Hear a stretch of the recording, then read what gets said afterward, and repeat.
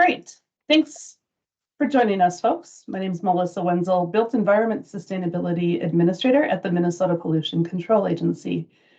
We've been hosting these quarterly built environment meetings here in Minnesota for not even a year and a half now. We've borrowed the concept from those that are conducting similar types of meetings down in the EPA Region 9 in the Bay Area and also in Northeast US. And we wanted to make sure that this opportunity to hear what's going on in Minnesota is available to obviously those in Minnesota, but obviously those outside of our state. So everyone is welcome to join us today. So it's a great opportunity for us to learn and share from one another, and there's a number of updates we'd like to share with you. We did have a slight change in the agenda. We were going to hear from Hennepin County and Reuse Minnesota about an update on a contracting related activity that they're working on. The results are not yet ready to share, so we'll either share those in our monthly newsletter or at our next quarterly built environment meeting in April, or both. So we'll give a little bit more time to Jeremy if you'd like to talk longer than the estimated 30 minutes we gave him. Either that, or we'll actually spend just a little bit more time networking. And of course, nobody seems to complain if a meeting gets over early, though a lot of people really do enjoy these meetings. And I'm really grateful for a lot of you who've actually shared that information with us. So you're the reason why we have these meetings is because you ask for them and you ask for certain updates to be provided or that you want to give an update. So thank you for making this our meeting. As customary, we'd love for people to introduce themselves via chat. This gets us to know people that are maybe new to these quarterly meetings. And of course, for those that have been around, you are welcome to introduce yourselves as well. But if you wouldn't mind going ahead and chatting your introductions, you can provide your name, the organization you're connected to, where you are, just generically like city or state or province or continent, and then what brought you here. You don't have to include all those things if you don't want to. Name and organization's fine, or name and city, but please go ahead and chat some information about where you're from, who you are, so that others have a sense of who else is on this call.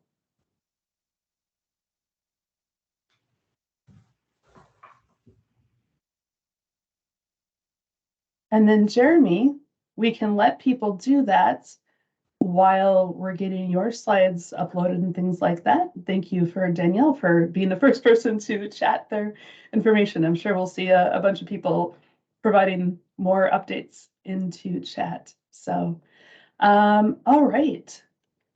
I'm super excited to have Jeremy from Lumber Stash and Reincarnation Incorporation present today.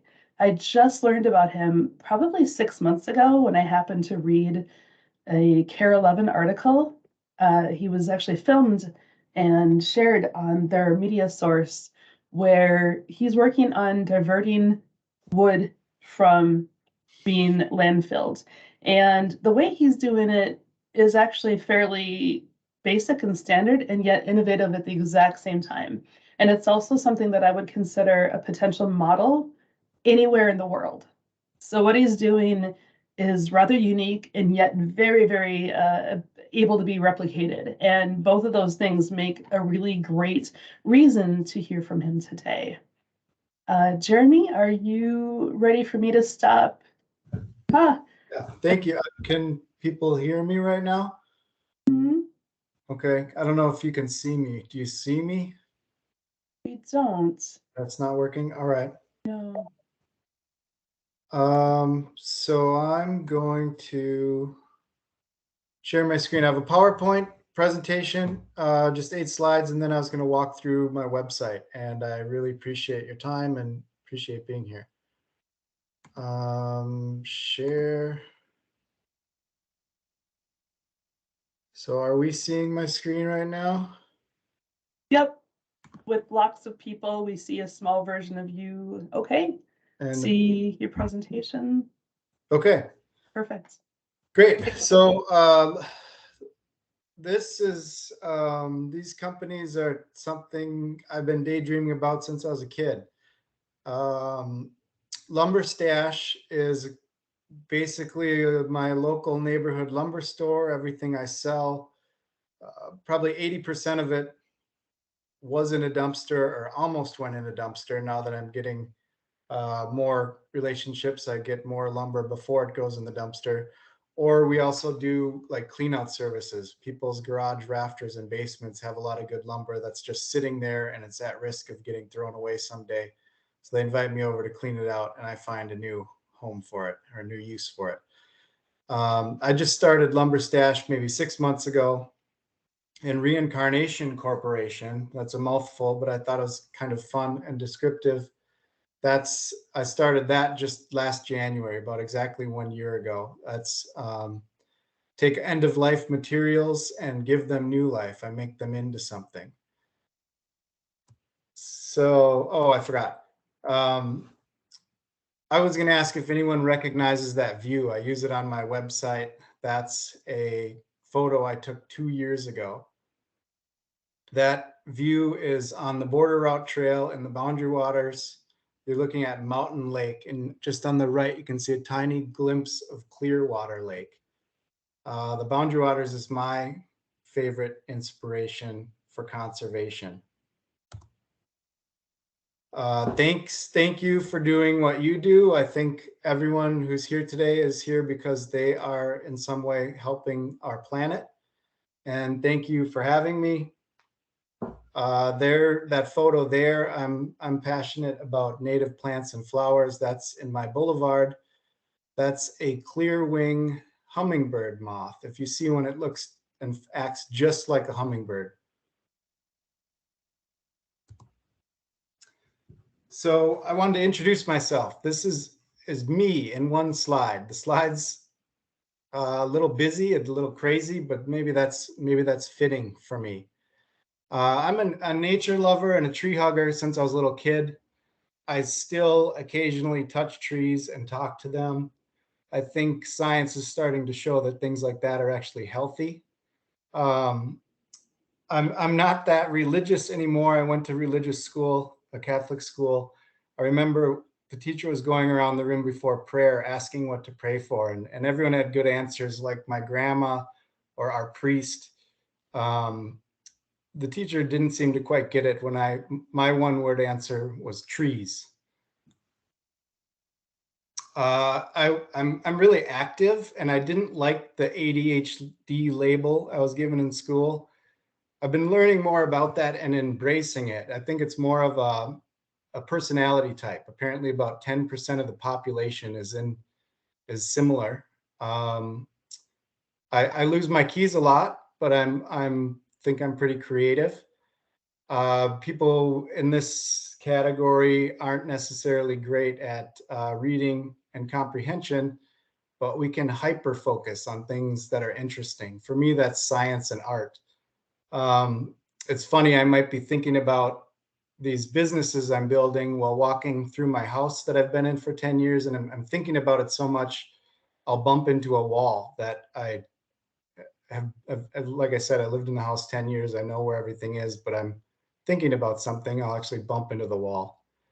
I love being a dad. I keep busy with ice sculptures and public art and ridiculous bike trailers. I like biking a lot. Went to UMD, and after UMD, I spent 14 years in what I call the rat race. I was placed at Metro Sales selling commercial printers. From there, I had a couple other jobs, and then I spent a lot of years at Konica Minolta. I learned a lot and I did well, and I had some really good friends there, but I joked that I was a rare non-slimy printer salesperson. It was going just fine, but I quit one day. I was not fulfilled. I was jealous of people with careers probably much like careers you have, people who are doing really good things. My wife is a nurse who helps poverty level pregnant mothers. Usually a lot of times they're teens. She does really good work. We know a lot of people that do a lot of good things, and I wanted to switch up my life and do that somehow. So I didn't know how to do that. I didn't know how to make enough money for our family while doing that. I found some very flexible work. TPD Group is kind of my day job, but it's very flexible. It's a buying group. We help people save money on print equipment and corrugated packaging. It's pretty boring. We have a lot of leverage. We do a good job, and we help people save money. But it's really flexible. So it allows me to have time with my kids, 2, 5, and 7. And I'm thoroughly enjoying learning as I go and experimenting with these businesses. So both of these businesses, Reincarnation, Corporation, and Lumber Stash, I call them too small to fail. I don't think there's ever going to be a warehouse or a storefront. I utilize existing space I have in my yard and existing tools in my old car and a trailer my dad made. And there's 2 other official locations of people starting to do what I do with Lumber Stash, and they're doing the same thing. Rather than growing through a warehouse, we're growing by adding people doing it as a gig and using the space they have. That photo there is a simple lumber rack I built this summer with some reused steel. It's old steel that was going to be recycled, but I reused it instead. And like I mentioned, I plan to grow this by making salvaging and selling waste a popular side gig. I think these websites can be a little like Uber or Instacart, except in a lot of scenarios, the pay is a lot better. And I think myself and I think a lot of other people would find this work very fulfilling. I plan to make these websites work as the hub to bring buyers and sellers together. And I think this model, another reason this model works really well is because the type of waste I'm after is spread out all around the city. Sometimes it's pretty big piles, but a lot of the times it's smaller piles, and it's spread out all over. So rather than getting all this, bringing it back to one warehouse and then having all the buyers come to that one warehouse, I think this model works really well to just have the gig people salvaging waste near their home and selling it to people near their home. The mission, I came up with this, I've tweaked it a couple times, but the mission is to make money salvaging local waste and help others to do the same. I don't plan to, I think these things have big potential. I don't plan to get rich. I hope to make it popular and help a lot of other people make some good side money and get fulfillment from saving waste. So Reincarnation Corporation, I'll walk you through the website in a minute. Hopefully that works. Some of the products I make, Melissa had that table on the front. That was 3 different oak butcher blocks I found in a dumpster with some steel pipes I found in a dumpster. That's the table and desk I'm sitting at right now. I build a lot of things like that for fun, for our family. I sell some of them. So far that stuff doesn't pay very well, kind of a starving artist type of a thing. But other products, and I don't know if the company can grow well with stuff like that. Other products that I'm continuing to add and think about are easy to repeat, like toy blocks. They're really easy to scale up with the army of gig people. You don't need much equipment to make toy blocks. There's small scrap wood everywhere, and you can make approximately $40 an hour if we match M&D. I have M&D there. That's Melissa and Doug. You're probably maybe familiar with that brand. They're in Target and every toy store. They're famous for their simple wooden toys. All their lumber is new. A lot of it is cut down overseas and then shipped across the ocean. Meanwhile, we're throwing away tons of small wood scraps right here. So if I've found that I can match their price on these wood blocks and come out making about $40 an hour, which I consider pretty darn good for a side gig. Continually adding products. Reincarnation didn't catch on quite as fast. I've sold a number of things, but Lumber Stash seems to be more popular. And that's Lumber Stash is helping Reincarnation Corporation grow. I love experimenting with products. Christmas was big this year. I wasn't really prepared for it, but I sold a number of things I made. Next year, I plan to be more prepared for that. And both of these, they're simple homemade websites that I made. I plan to upgrade them as I grow or as this grows. So I'm just to give you a flavor of Lumber Stash, I'm planning to share that website right now. Right here. So I see it looks like this is still working. Can you nod, Melissa? Can you hear me and see this? Yep, that looks good. Okay, great. So this is a simple website I made. It's a growing offering of goods made from local waste. I think this could grow in a lot of ways.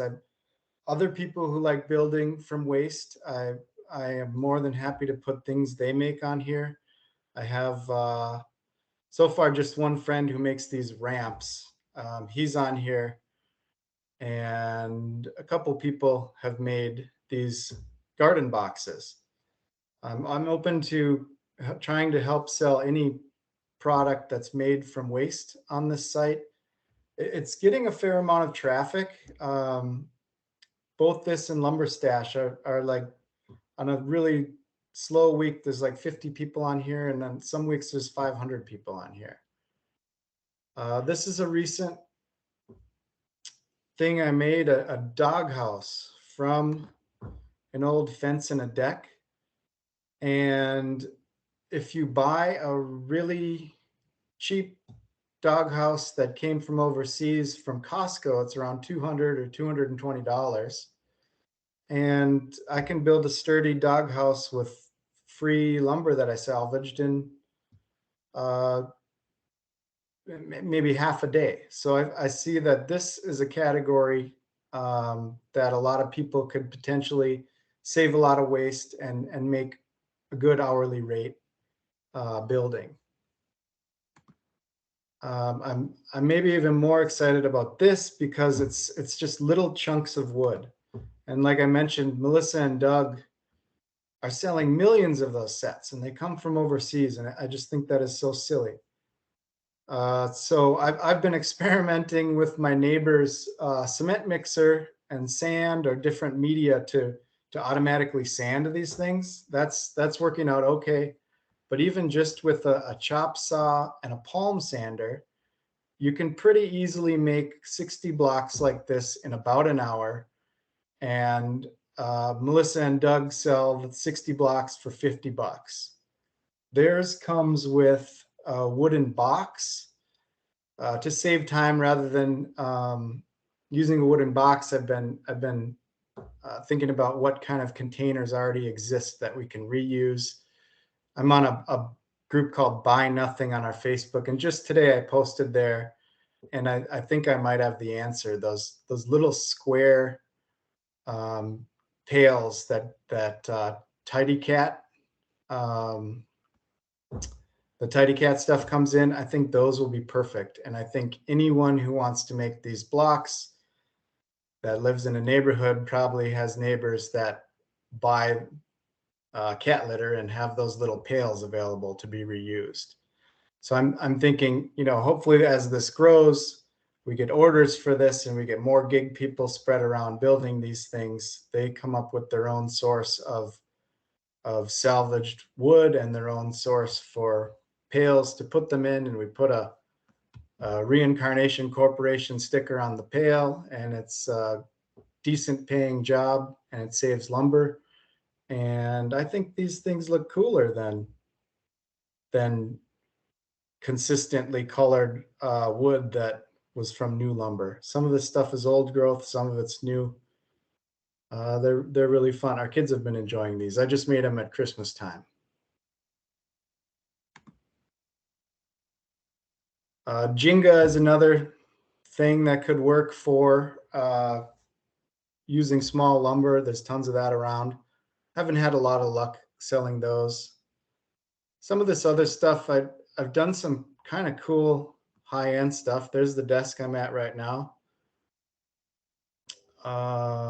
This is some steel legs I made. The customer had that piece of wood and they wanted custom legs, so I'm into welding and I made it. I think it was an old bed frame you can see in that photo, and I think that big black part was an old steel awning or a sunshade from a restaurant.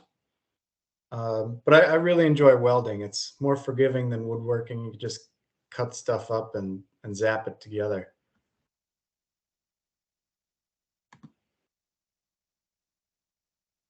This was a fun one. This is at the coffee shop across the street from my house.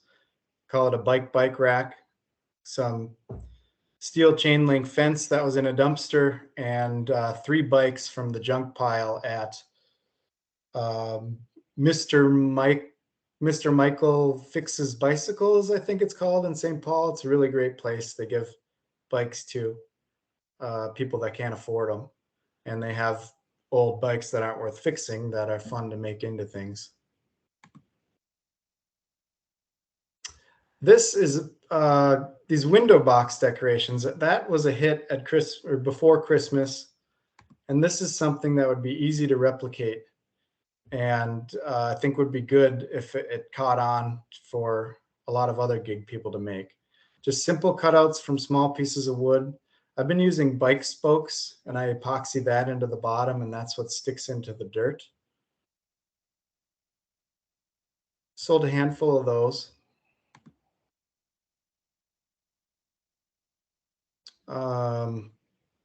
Here's one of my favorites. Bike desks for kids. Couple bike frames and some forks.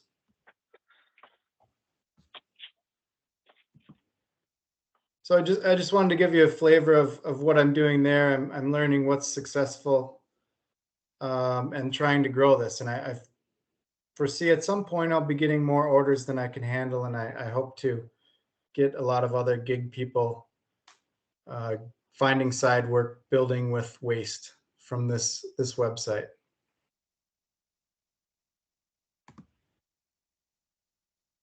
So the next slide here, lumber stash. They started this just in summertime. It caught on much faster than Reincarnation Corporation. I think just since this summer, I've had over 150 customers. I've had a couple sales when 30 people, maybe 40 people will come in one day. And most weeks, 5, sometimes 10 people will come.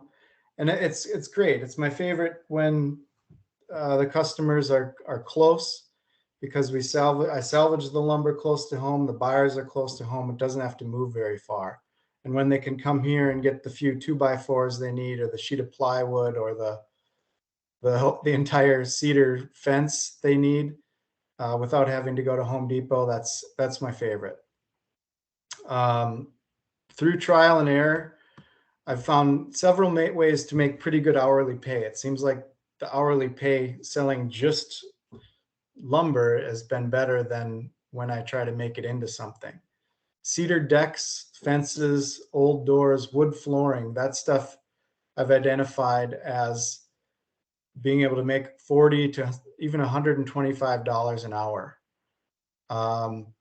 I'm getting some relationships with contractors. Some of them found me. Sometimes I introduce myself to them. Landscape Love, I just started working with them at the end of summer. And I think next summer, every deck and every fence they replace, they normally haul them to the transfer station. Instead, they can just stack them up and I'll haul them away. Or better yet, I'm learning that I can broker them, because I'm constantly advertising decks, and I know people that are looking for decks, and I'm trying to create a list of buyers. So when decks come around, I have them. And sometimes I can have the buyer meet me at the site and help load them up, and I don't even have to haul the deck or the fence home. Sometimes it seems like people like this idea, and people will send me a photo of a dumpster full of wood flooring, and I can go talk to the contractors, get permission, haul it home in 2 or 3 hours, and it seems like it takes a day or two to sell it, and I'll have 2 or 3 hours into it, and they're happy to pay $200 or $300 for the lumber that I salvaged. So things like that. As this grows, I'm expecting to get more and more leads from random people who've heard about me sending photos, and from people I have relationships with, contractors, landscapers. And it's at the end of last summer, I was getting to the point where it was too busy for me. I hope it keeps going that way, and I'll be able to share these leads with other people doing gigs that have other lumber stash locations. Right now, there's 2 other people that are sort of official lumber stash locations, and that'll be very helpful once it gets back to deck and fence season. It's pretty easy, you know. Sometimes I'm pulling nails, sometimes I'm running a saw. A lot of times it's just taking lumber from a pile or from a dumpster and setting it in another pile, and then people come buy it. This website I'll show you in just a minute. It's simple like the other one. I made it on Wix. At some point, I hope to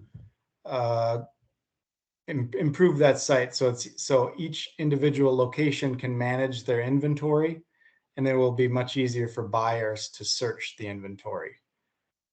Like I mentioned, the end of summer was great. Right now, maybe someone on this call could help me. I have identified wood floors as a good way to stay busy through the winter. I've been emailing a lot of wood flooring companies. I get some good feedback, but so far I haven't been finding too many people saying, "Hey, here's a wood floor we're tearing out. Come salvage the wood." So I'm focused on trying to figure out how to stay busy salvaging through the winter right now. Another thing I'm eventually going to be finding help for is I website upgrades, search engine optimization, marketing help. Anyone who has relationships with people that have wood that needs to be salvaged, I'd love to hear about it. So I'll just go to that site.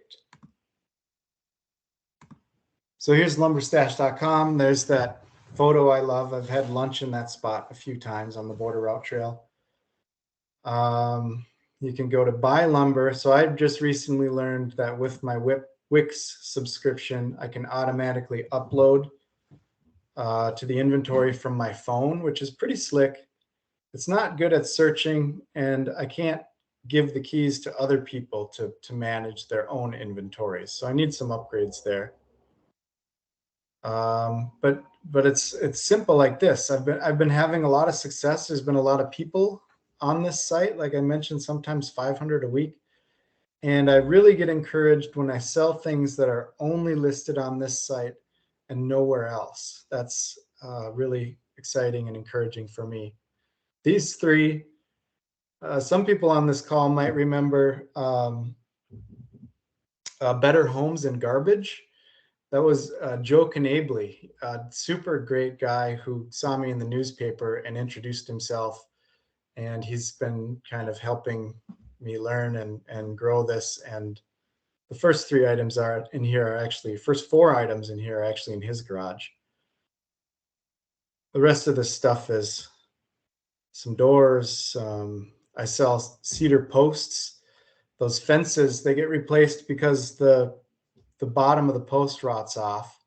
So oftentimes that's the only bad part. You can sell the whole fence section to be reinstalled with new posts, and then you end up with a bunch of 6-foot long cedar posts that people love for gardens and building outdoor furniture and stuff like that. Here I'm starting already to work. That's my dog Miko. Starting already to work gathering, trying to build up demand and a list of people that want to buy fences, because I can make pretty good money selling a section like that at maybe $10 to $30 a piece, depending on the size and condition. And that saves people thousands of dollars that want to buy a fence.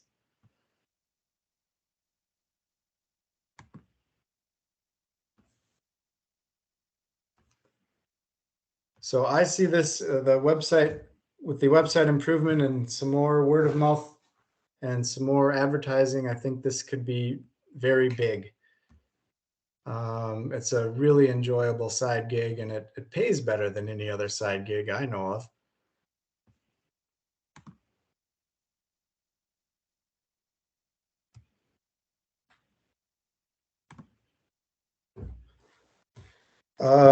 So this, I mentioned to Melissa, I haven't even taken time to organize all my thoughts about this stuff yet. So I just built this slide deck in the last couple of days. I have 2 more slides. This one's marketing and growth. I feel lucky I was on Care 11 this summer, and that's how Melissa found me. And she's had a lot of great advice and introduced me to a lot of great people. That's been very helpful. There's like 2,000 people on the website that month. Southwest Voices, my local newspaper, recently did a story on me. That's been good. And I, like I said, I think this is a great side gig. People seem to really like the idea, and I think this model can save tons of waste. It's sort of been fueling itself. I started Reincarnation Corporation last January, and the startup was like learning how to build a website and stuff like that. So really, right now is my first winter. I'm kind of figuring out winter. By the end of last summer, I was doing really great. So I hope by next winter, I think I'll have this figured out and know how to make, know how to make it through the winter and help teach other gig people how to make it through the winter salvaging. So I mentioned Care 11 and local newspapers have been good. I'm on Facebook. Nextdoor seems to work really well. Instagram. I just added LinkedIn. Every time, a lot of times I have something I'm trying to sell. Whoops. I put it on Facebook Marketplace and Craigslist. Seems like Facebook Marketplace does a little better. And I post the ads with links to the website. I think that's helping drive a lot of traffic to the website, and it's helping sell a lot of stuff. Like I mentioned earlier, it's exciting when I sell things that are only listed on the website. Stickers. I love stickers. Everyone who talks to me or walks by or buys something gets a sticker. I didn't even hit a button that time. I have these homemade upcycled business cards that people seem to like. I bought a stamp, and then I used cereal boxes and beer cases and a ruler and a scissors to make some pretty cool looking business cards that are memorable. I'm planning one way or another to seek a grant to help with growth. I think these websites need some big upgrades, and I think that would really lead to saving tons of waste and enabling a lot of other people to connect with buyers and easily advertise and manage their inventory online. Search engine optimization, I could use some help with that. The business process, I have a lot of questions in my head. Like, I don't want to, if I didn't have to, I don't want to charge these gig people to do it. But on the other hand, maybe it's good. They would feel invested if they have to pay a little bit. Because to get them in, all they really need to do what I'm doing, I think we should all have a consistent email. That's about, I think it's like $6 a month. And I think we should all have a similar business card. The stamp that I use was about 25 bucks. So maybe as I add gig people, maybe they just have to pay for those costs. And I just think the more press this gets, the more advertising, the more relationships we have, the bigger and better it will get. And right there, I put need in all capitals, more winter work. Like I said, Christmas was okay. Right now, I'm getting a couple customers, buying a few things. But I need more wood floors or other ideas on what to salvage in the winter time.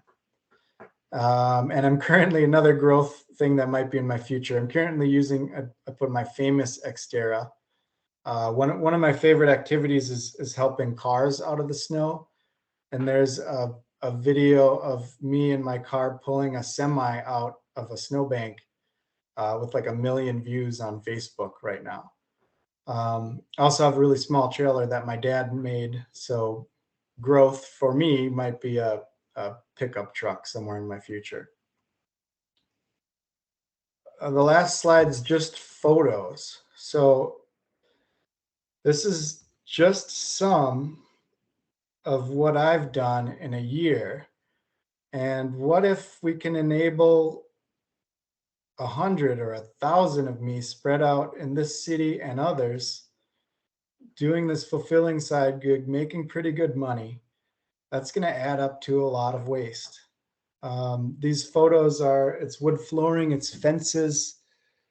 The middle one on the right is the entire stage from the Illusion Theater. Brand new lumber, a lot of them were fairly long, a lot of OSB. I picked it up and hauled it home, and now that is part of someone's garage and part of someone's basement project. There's one guy called me and said, "Hey, can you come get this pile of wood in my backyard?" The third one from the left on the bottom. He thought it was treated lumber, and then he was helping me load when I was there, and we both realized it was redwood. And he kind of laughed, and he was okay with that. But I hauled that pile of redwood home, and someone was really happy to give me $150 for that. The bottom left is a ton of treated 4x4s that were used for maybe a week or two. I have a couple firefighter friends in Minneapolis, and they built some big structure out at the fairgrounds for training. And, you know, like anybody, what do you do? I don't know what to do with this. So they rented a $700 dumpster and threw it all in the dumpster. Luckily, one of my firefighter buddies told me about it, and I went out and hauled it all home, and now it's off to other people reusing it. I did one garage that's in the middle there. That was fun and a good learning experience. To the left of that garage is maybe the best dumpster I found. All that stuff didn't have any nails in it. It was like new lumber at the end of a project. And most of these photos are within a few miles of my house. So probably everyone on this call realizes how much waste there is. And I think there's space for lots and lots of gig people doing what I do. And I'm just kind of figuring out as I go and trying to make these websites into something that can help other people to make money salvaging waste. That's all I have. I'd love to answer any questions if that's possible. I don't know if the best way to do it is through chat or live. There have been a couple questions in chat. Oh, So okay, I'm back here now. yeah, it's great that we can actually see you as you're sharing your screen of us. I wish I don't know why we were not able to see you as you. Do you want to stop sharing a second and see what happens? Stop screen sharing? Yes. Stop sharing there. Nope, still no you. I did share a picture of you in the chat. Okay. We do have another guest speaker, but I wanted to get you to see the questions and be able to answer them. Okay. Do I work with treated wood at all? I see that one. That was maybe before the photos. Yeah, treated. Obviously, cedar is super valuable, but little ways behind that is treated because it lasts a long time. And for sometimes I find new stuff, but for most applications, people aren't concerned with what the treated wood looks like because it's going under a deck or whatever. So yes, I do work with treated wood. Cube pieces, that's a great idea. Make them out of cedar or hardwood. And that's easy. Anyone can make them. You just cut them to the right size. That's a fun game. And things like that, I think you can make decent money selling Cube for the same price as you'd buy it in a store. And with enough marketing and advertising, who wouldn't buy the one made out of used lumber for the same price if it's similar quality? Someone says asking for the Jenga set, asking for a friend. Thank you. That's a common thing. It's a stand. I don't know the exact size, but it's 3 2x4s wide, and then the length of the 2x4 is the exact same dimension as 3 2x4s wide, which I can't do quickly in my head right now. But it's a standard size 2x4 Jenga set. And I've experimented with those. I made some out of reclaimed old growth lumber, which were really pretty, but it required a ton of sanding. Now I'm making them out of new 2x4s, which short 2x4s, they're already sanded, so I can make them quick, and it makes sense to sell them pretty inexpensively. There were a couple of suggestions too, if you needed to source out containers for buckets of wood, such as for the Jenga or for the blocks for little kiddos, that there's a lot of sources you could probably find through probably buy nothing groups, but you can look through chat and I can share those with you later.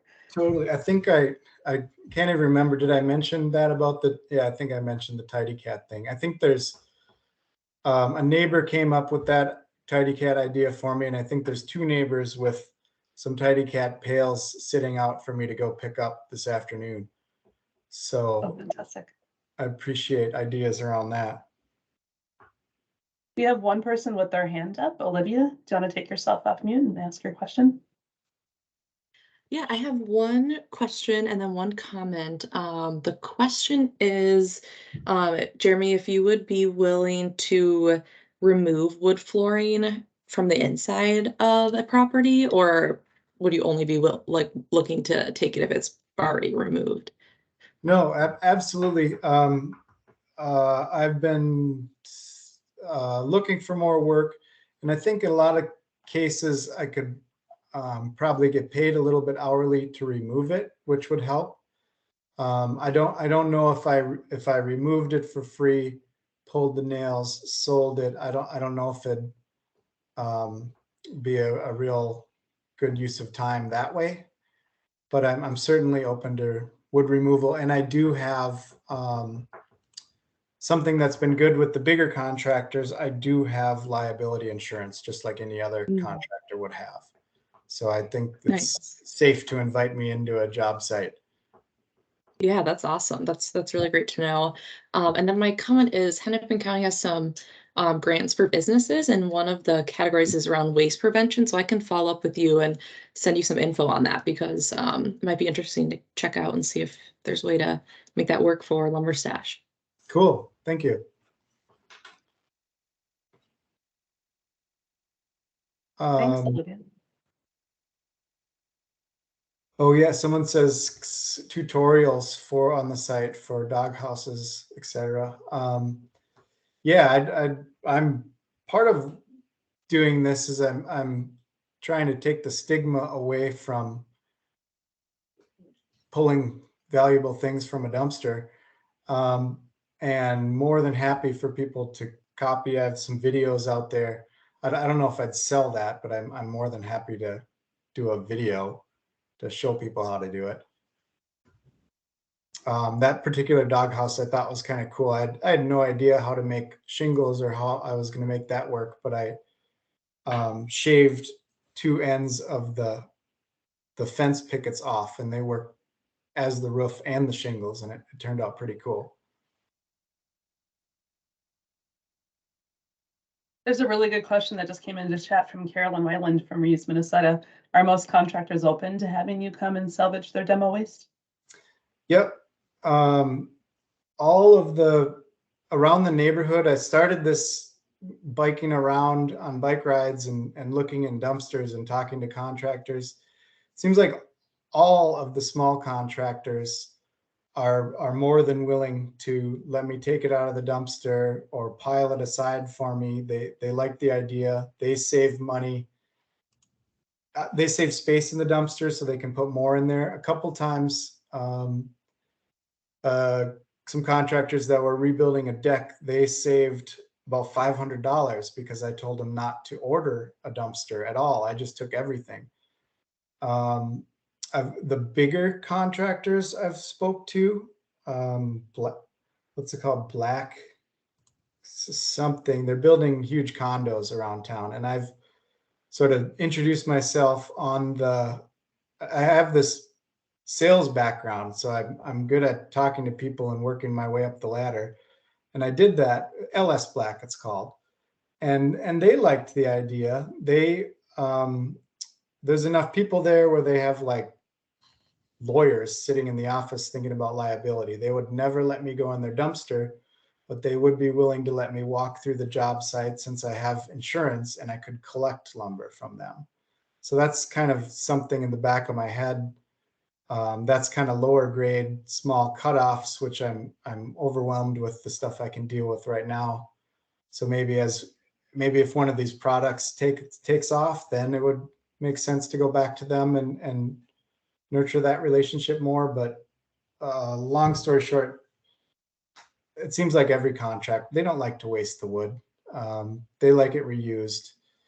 The big ones are concerned about liability. The small ones are not. To sum it up, I think.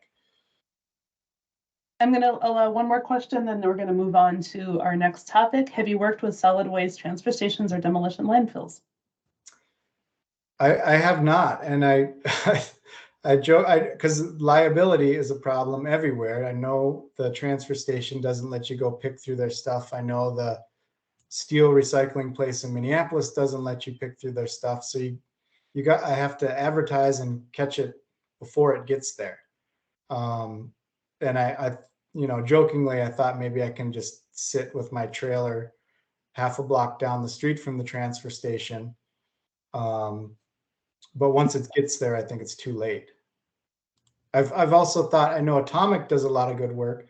I know all the lumber that goes to them, they don't pull nails because they're doing so much, it has to be automated. I think all their lumber gets ground up. If we get enough army of gig people and enough resources around this, maybe we could have our own bin at places like Atomic that they'd fill up with old growth lumber or whatever we specify, and then we come collect that once in a while. I'm with a regular job and 3 kids and doing these on the sides. I have a whole bunch of ideas on the side burner. But that's I appreciate the questions. These are some good stuff. Okay, we're going to let Emily have one final say. I was just going to say, I dropped this there, but a lot of the cities have cleanup events, and a lot of what people bring in is C&D stuff, and it can't be reused. So it's worth thinking about that. And Olivia, we're talking about redoing the events that I had done at the City of St. Louis Park with building material collection. And this might be a way to collect some of that lumber that's under the 4-foot lengths that places like Better Futures don't want. But that might be something to think about at some of those, either if the county moves forward with sponsoring those events, or if the cities have them where you could be ahead of that C&D dumpster and get people to unload stuff there.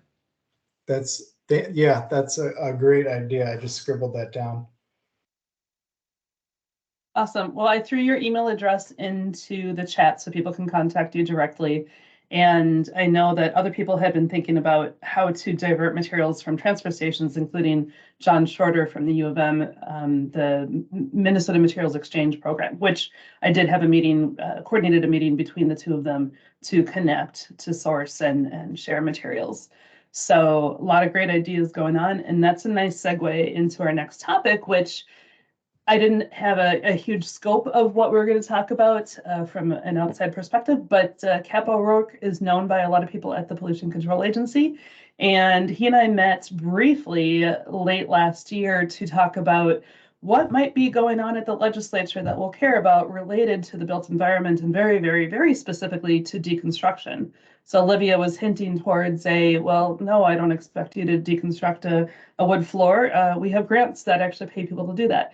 Well, what if we were to have more consistent funding opportunities or something that had longevity to it, and it's not just, well, if we have the right people in office, then we get it. And so Cap O'Rourke, I have not given you any parameters of what you're going to talk about or for how long, but therefore I'm trusting you, and I have utmost trust of you and respect for you. So you are welcome to say whatever you planned on saying today. There's some risks here. I bet that'll pay off. Melissa, thank you. Everybody, my name is Cap O'Rourke. I'm a contract lobbyist. I've been around the Capitol for 20 some years, the last 7 or so as a contract lobbyist. I represent Better Futures Minnesota. And as many of you know, they are one of the primary deconstruction entities in the state. For the last couple of years, they have done they have gotten some LCCMR grants to promote deconstruction, and it's kind of been this pilot project under the LCCMR. And after the election, I started having conversations about what if we took this pilot project bigger. And we have a number of counties, and Emily mentioned what Hennepin County is doing, but what if we took this and brought it beyond Better Futures and others and tried to create more incentives for deconstruction? It was really interesting listening to Jeremy and some of what he was doing, and I saw a lot of tie-in. In fact, Better Futures is doing some of those waste pickups. I think we've contracted with Bloomington. We may be in conversations with St. Louis Park, and I think Roseville, or a city on the north side. So I may be getting the cities wrong if I got it wrong. But I think creating a pot of money, when right now at the Capitol, it's unusual. Well, we are in unprecedented times as far as the surplus, that provides incentives for deconstruction and preservation, and really reducing the amount of product that are going into the C&D waste stream. I've heard at the Capitol a lot of discussion about LEED certified buildings being built and how great they are and how impressive they are. And what I keep hammering home and talking to leaders is that, yeah, but if the building before it ended up in the landfill, then I don't care what level of LEED certification you have, your climate impact is going to be negative for a number of years. And I think we're starting to have that conversation, and we're starting to kind of expand on it. I have and when I say rough draft of some language that at this point would just provide some money to municipalities and counties that are looking to incentivize deconstruction. We're trying to come up with some definitions of deconstruction. It's mostly based on weight, and it depends on the type of business. And as you all know, if as soon as you get concrete involved, the weight scale goes way off the charts. And so all of a sudden you're like, well, we're only deconstructing, 10 to 12% by weight. Well, if you have concrete involved, that can be a really significant amount. So we'll probably get something introduced here pretty soon. It'll probably be pretty rough and probably have a lot of flaws. So one of the things that I'm reaching out and kind of casting a wide net is, if people have, I'd like to hear of what's going on. I'm going to put my email in the chat so people have access to that. Feel free to email me.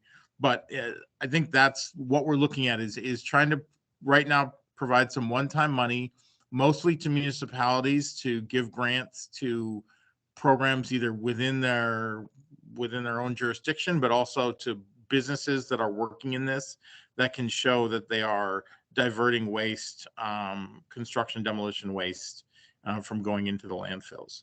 I know with another client, and Jeremy, your comment brought this to mind. A couple of years ago, I'd worked with a client that was trying to create a plan to recycle carpet.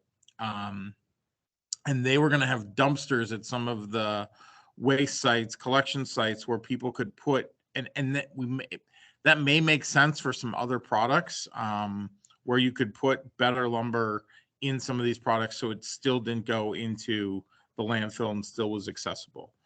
We've seen some success in other areas, and we know that if you can get enough product into that is preserved and kept out of the waste stream, that you can generate, as we're seeing, these kind of mini economies, this economic benefit, and more people can rely on it. As far as, if I'm going to go somewhere to pick up lumber, I'm going to go to the reuse place first before going, because I know that they have a pretty steady stream of product. The big problem is also just reliability of product. So that is something that I'm working on. I don't have a bill number yet. I've got a very rough draft of some legislation, but I'd be kind of all ears on ideas or concepts, or even what other people are doing, other counties, cities that we may not be aware of. That's fantastic. And I do have some slides that tie in very directly to that, as, presuming that there was going to be that topic. So a lot of you, maybe most or even all of you, unless you're absolutely new to me or these quarterly meetings, have received an email from me saying, hey, let's start this Deconstruction Coalition. That was literally an idea that Cap and I had when we were talking, and we're saying no less than 3 weeks ago. I mean, it was just shortly before I sent that email, where it's trying to find out who's interested in the topic of deconstruction from whatever angle, whatever perspective you're coming from. And I'm actually going to switch to my slides because I actually want to share with you what the comments have received so far. And then I can share with you what I know is going on, and I would love to open it up to the group to have others share as well. So right now, there is no sort of framework per se for this Deconstruction Coalition. We're just announcing it that, yes, it seemed like a good idea, that people really did respond very strongly to it. A lot of people did indicate, not having any ability to work on anything, and it made me think that I wish I had stated, there's nothing that you have to do at this time. I feel like it's more on me as a pollution control agency employee in supporting deconstruction to bring people together to share the information. So, as far as like a newsletter format, a digest of information going on, or when people have something that they're working on that they need support on, it's kind of my role to help facilitate that. So unless or until there is some sort of call to action at the Capitol, which as a state employee, I'm going to have to figure out how to do it in a way that's kosher with our agency. But even just the awareness that there is a bill, I think, is a pretty common standard and official thing I can do. So it's just something where I'd love to keep people connected to this topic because it's a growing industry, because there's a potential for so many Jeremys and lumber stashes and better futures and birch groups and reuse centers and county government centers that have reuse rooms. This is real. This is happening. This isn't just some fantastic idea. This is our reality, and a lot of people support what we're trying to do. So I don't think I had actually anybody say take me off, and I was pretty clear people could say that. One person said, I think this person's a better fit than me, and that's absolutely fine. So please be honest if you did get that email and you don't want to be part of the loop, that's fine too. Totally respect that. But in the short term, we just want to make sure that if there is support needed for a particular action, whether it is at the legislature or not, that we have people that we can reach out to for support. And of course, this will help us elevate the people that are working in deconstruction or building material reuse as an organization, as an actual coalition. One issue that's been raised, at least by Better Futures, and I'm curious if anyone, prior to a few years ago, Better Futures would get all of the participants and the men in their program certified in deconstruction methods. I was told that certification just does not exist anymore, and that they're not doing deconstruction like kind of certified training. So because I'd had that in our bill, I'd had that in kind of my rough draft, and so I'm kind of throwing this out there. If people know of certifications that people can do to get certified in deconstruction. Well, build reuse, formerly building, boy, I can never remember their acronym because it predates my work here, but build reuse still does have kind of foundational training program information on their website. There was a book published, updated, I want to say about 5 years ago, that is kind of foundational to the training. There isn't a certification in the sense of a contractor or a construction certifier sort of training program.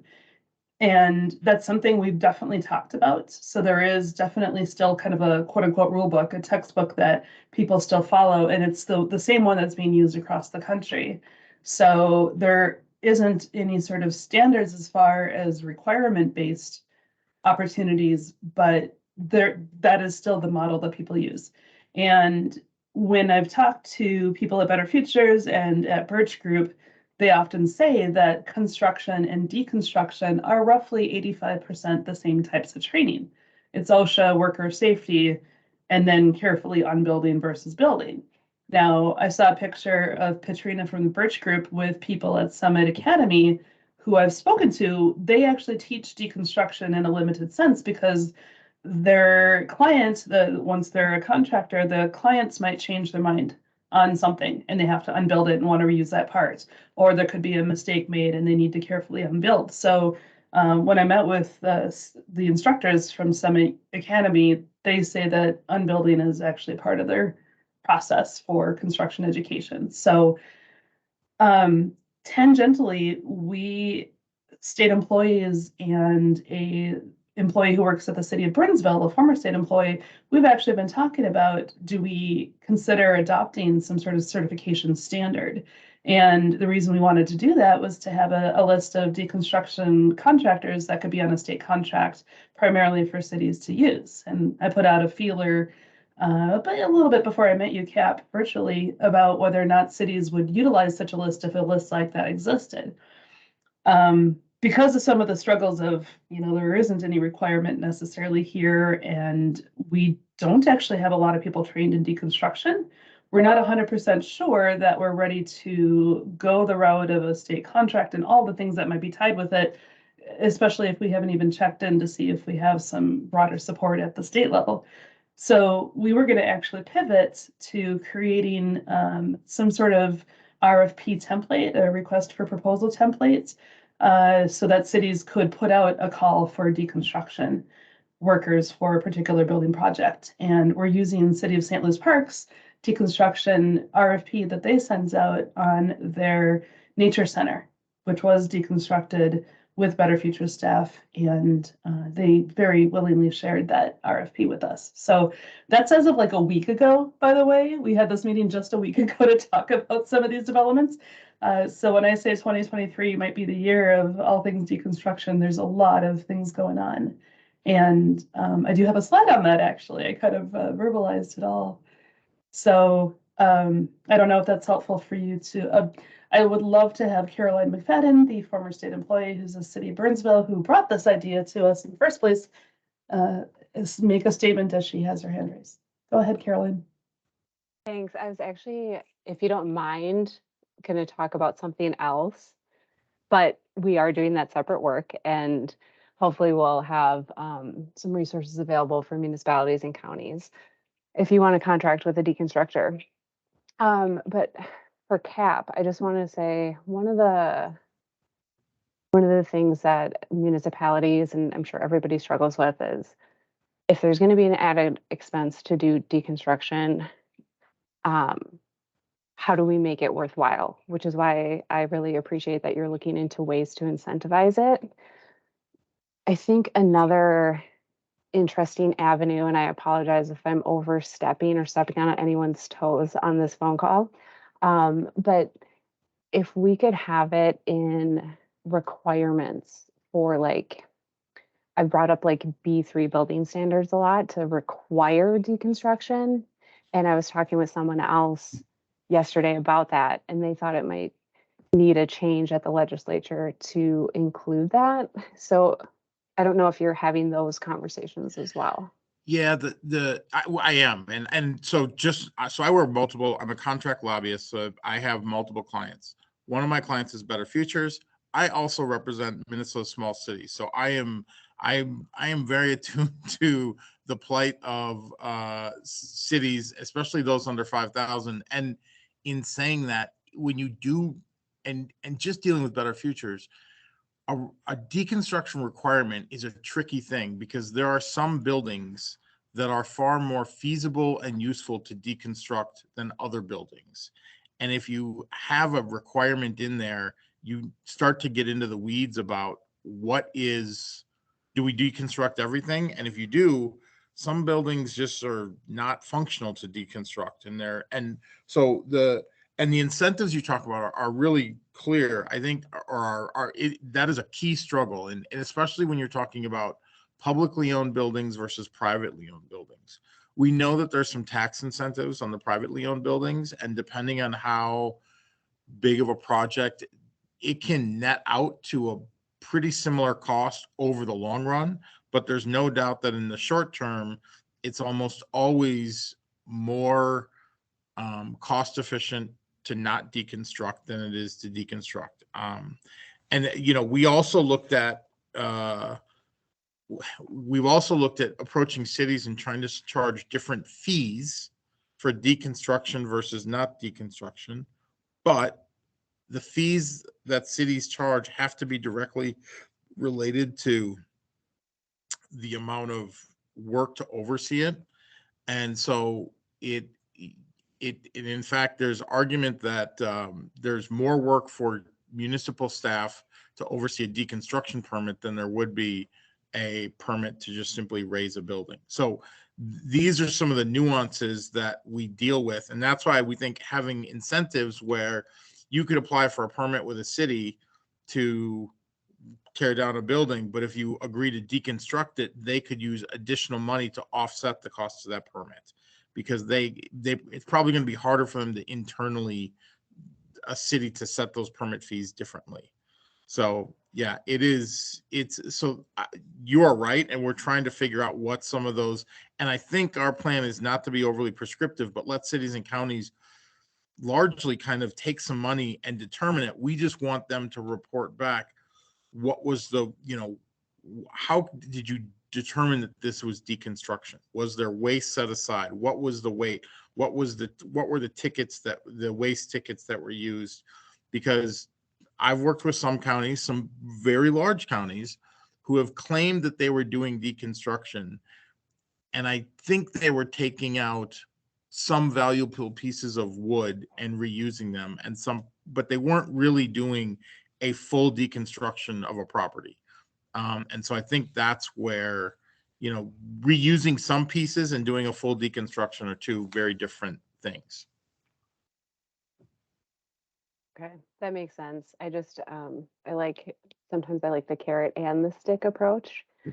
So, and I like incorporating, I like the idea of having government lead by example. And, this is something, if we're going to be talking about this a lot, this is something that we should be doing. But sometimes I feel like it's also one of the hardest sells, because government just has, I don't need to tell people on this call, we just don't have money, we don't have the extra upfront costs.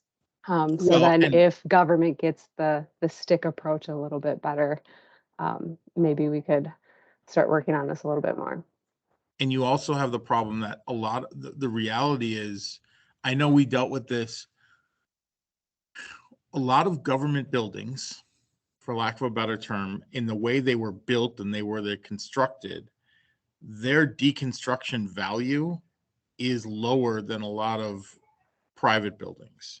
They are very much concrete and steel, and that stuff can be a lot harder to find markets for afterwards. So there's a lot of publicly owned buildings that are just different.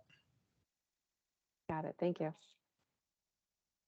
And one thing I wanted to add, because Kev and I talked a few weeks ago about this, specifically with the permits. We had our building, when I was at the city of St. Louis Park, the building supervisor explained that there is a group of lobbyists who specifically want to remove a lot of city ability to even charge for permits at all. So if you indicate in any way that you don't actually need that money, that you could give a discount on the permit, then they'll say, wait a minute, you said you need this to oversee the permits. How come you're now saying that you have the ability to discount it? So that's why it's really important to not look at it that way, and why like a grant program or a separate program would be so important, because if you show that group in any way that you don't actually need that money, then it becomes a target. And Yeah. Brian Hoffman is his name. He had shared that it just makes it really difficult to continue the argument to be allowed to charge permit fees.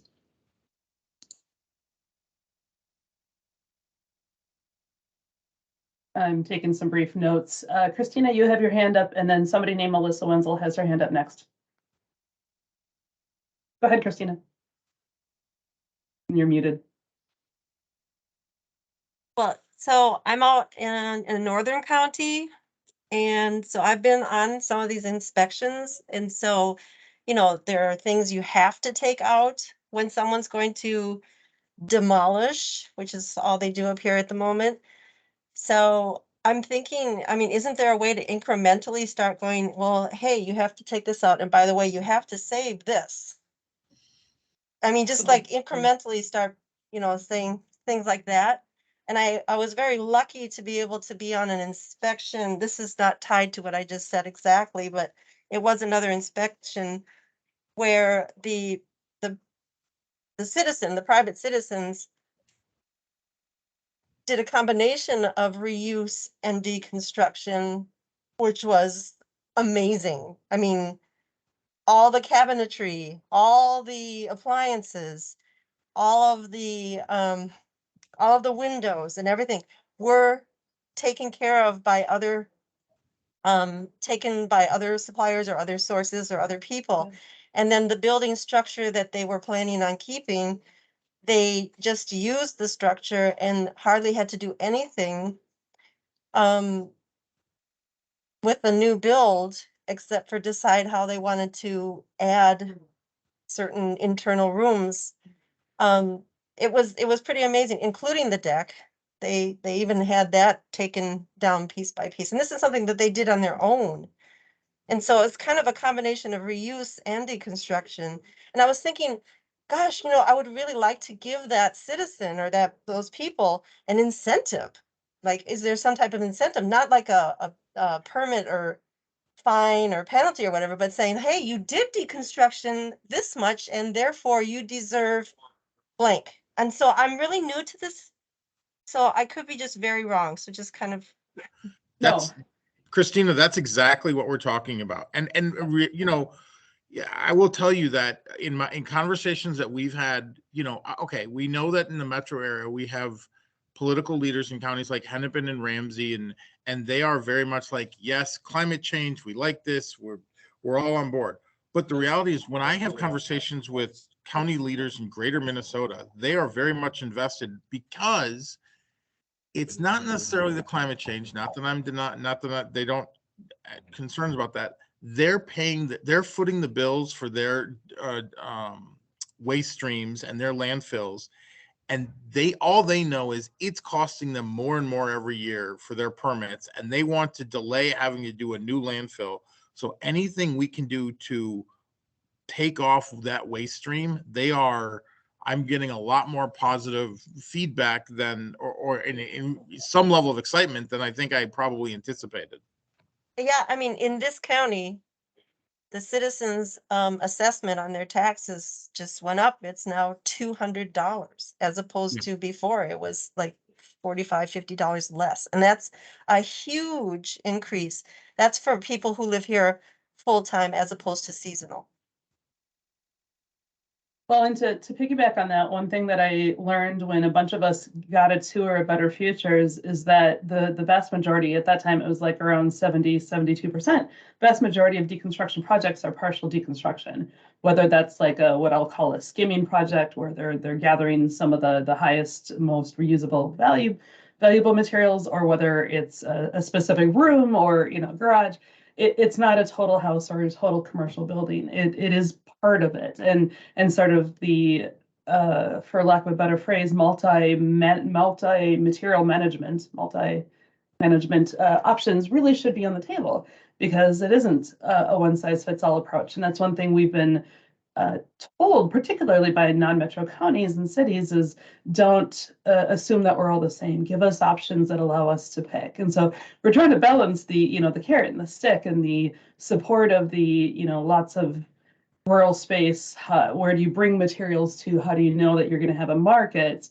To, do we have enough people that are trained in deconstruction, because a lot of them are still metro-based, or can be very expensive to put people up in hotels, which is necessary for non-metro when you're talking Better Futures staff. So part of this is we too are looking for potential funding opportunities to further some of these goals. And that's something we'll be talking about more as we progress. So I do want to share, lower my hand. There are some other activities that dovetail very nicely, again, also into this topic. I just wanted to highlight in a presentation slide sort of way.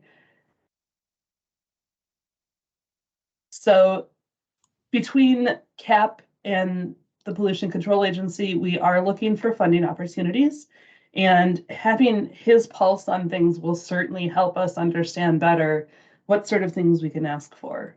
And that naturally would lead to deconstruction training. So we've had one metro county that may potentially have funding opportunities, but they don't have the staff, because they're working on other things related to sustainability, that they can't invest their staff time into it. We have Rethos Places Reimagined, who have the capacity to organize deconstruction training. It still is that sort of voluntary from the build reuse, their manual and their guidance, but it gives people the skill set to do the deconstruction work that we want them to do. Rethos also has a Green Corps member that is shared with Reuse Minnesota that is creating a deconstruction toolkit. That didn't come from me. There was nothing related to that besides perhaps inspiration, if I can be so unhumble about it, where they recognize that having a toolkit for understanding all the different avenues and aspects of deconstruction is needed. And with Rethos, we're also working on having a map that shows which counties and cities are currently supporting these efforts. We already talked about the request for proposal template. It's just a fairly new idea, so no promises, but it does seem like a really good way for cities to be able to at least start to normalize deconstruction by having an RFP template. Many of you have heard me talk, probably more than you want me to, about the mapping system that was created continent-wide for the built environment, for those that are deconstructing reuse stores, the Better Futures reuse stores, kind of opportunities, Habitat for Humanity restores. That map is great, and it's growing every day. And if you were to go to the map and take a look at the nationwide information, you're going to see a lot of blue dots, other colored dots on Minnesota. There's a lot of effort going on, and we are wanting to share that information. We've been in talks with the Minnesota Technical Assistance Program about having their Minnesota Materials Exchange website help facilitate the awareness of these materials. So John Schroeder, I don't believe, is on this call, but he is the coordinator and recognizes how much of an untapped industry we have with building materials that are either people looking for it or people that have materials that they no longer need. And it's something that Jeremy and I have talked about a little bit too, as far as sourcing, or when he absorbs so many materials that he can't take them all at once, that we need a source for sharing that information beyond Facebook and Craigslist, which are great, but we know that not everybody is using those particular tools. Minnesota Materials Exchange is part of the University of Minnesota. That is a very trusted source. So I will be sharing notes and PDFs of this presentation. Are there other developments that other people know about that are going on, very directly related to deconstruction?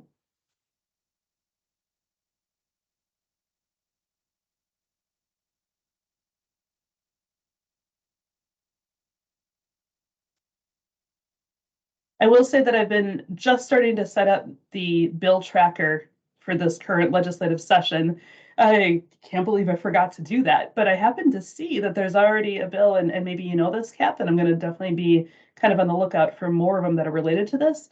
But this morning when I started to look, that I found a historic building facade grant program established for facade preservation in historic commercial districts and money appropriated. I saw a nod. Introduced by Representative Dean Erdahl, I believe. It's on my bill tracker as well. Okay, cool. I saw something about property repurposing for the city of South St. Paul, and the word property and structures may not be the same, but I know that we have had support of building repurposing in South St. Paul. Excellent. I got to run, Melissa. I got to go to another legislative hearing. Thanks so much. We'll be definitely in touch, and we'll keep each other in the loop on these developments. Thank you. Thanks, Cap.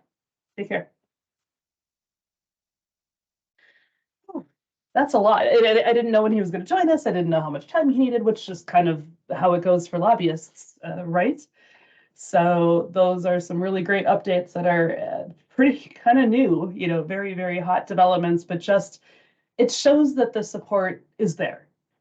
When we have lobbyists say we want to support deconstruction, that shows how we're normalizing, that this industry is already getting normalized or is normalized.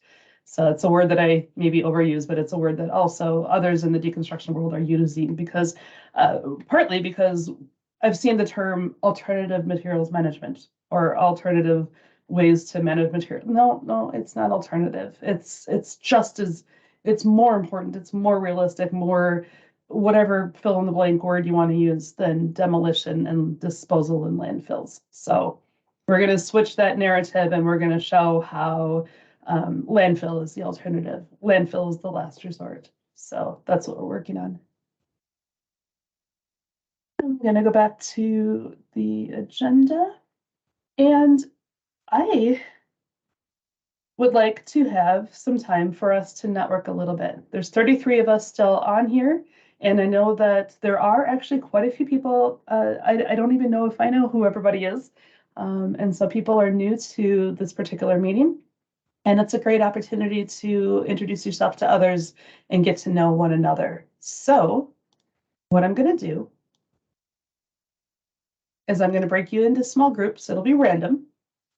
And if you can get somebody to, this is me being a little overly formal, but if you could choose a facilitator if you wanted to. I don't actually now think that that's particularly necessary, but at the time that I wrote the slide, I did. But if there could be somebody that was a note taker just to get some high level information down, that would be fantastic. And this is what I'm going to suggest people talk about. Share, who you are, where you're from, what brought you here. And the sort of icebreaker question I'd like you to consider is to share an example of a positive, sustainable built environment initiative you know about. And you can also share, if you want to, what you're working on right now or anything else related to this industry. But those are the kind of two questions that I wanted to pose beyond the who are you, what brought you here sort of question. So I can throw these into chat once I stop sharing. And we'll give folks about 10 to 15 minutes on this. If people are saying that they would like a little bit more time, I can figure that out, I think.